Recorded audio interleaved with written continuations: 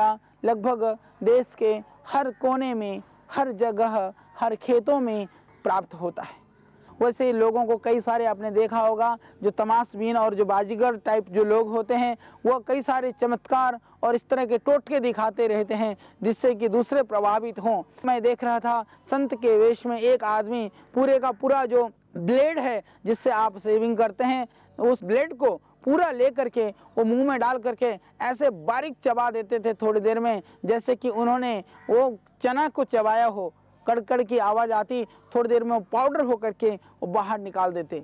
फिर हमने उनसे पूछा, हालांकि वो पहले बताने को तैयार नहीं हुए, बाद में उन्होंने बताया जो भूमि आंवला है, इस भूमि आंवले के पत्तियों को मैं चबाता हूँ, अच्छी तरह से चबा करके फिर उसके बाद में उसको मैं थूक देता हूँ। पर मेरे मुंह की स्थिति ऐसी हो जाती है कि जो ब्लेड से भी यह मुंह की साइड की स्किन नहीं कटती है, और भूमि आंवले का थोड़ा सा जो मुंह के अंदर जो इसका पानी है उसके ऊपर मैं यदि ब्लेड को डाल करके मैं चबाता हूँ तो तुरंत पाउडर हो जाता है। हमने भी प्रैक्टिकल किया, आप ना करें कृपया। पर इससे एक चीज़ ज़रूर मैं बताना चाहता हूँ कि इसके अंदर इतनी क्षमता है कि जो इतनी ब्लेड जैसे जो तीखी और नुकीली चीज़ वह भी थोड़ी देर में पाउडर हो सकता है। लोहा जैसा द्रव्य भी पाउडर किया जा सकता है इसके द्वारा। इसके अंदर इतनी क्षमता है, सद्य इसके स्पर्श से, इसके छूने मात्र से, इसके संयोग मात्र से इस तरह से वो पाउडर हो सकता है। तो आप कल्पना कीजिए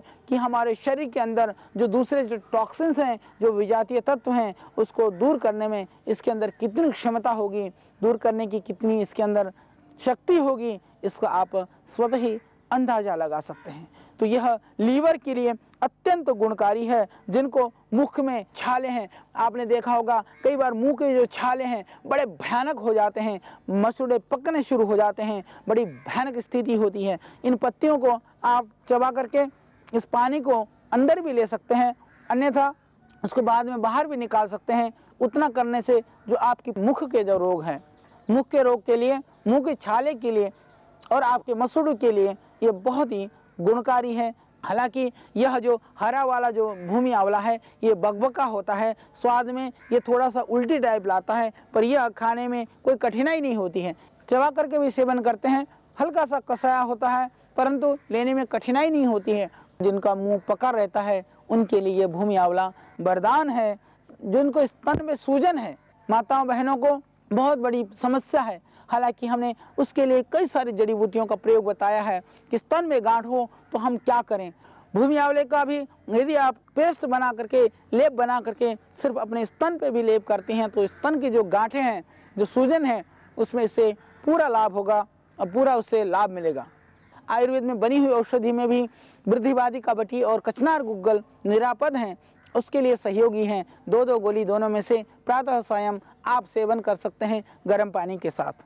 जलोदर जैसी भयानक व्याधि के लिए भी यह रामबाण है।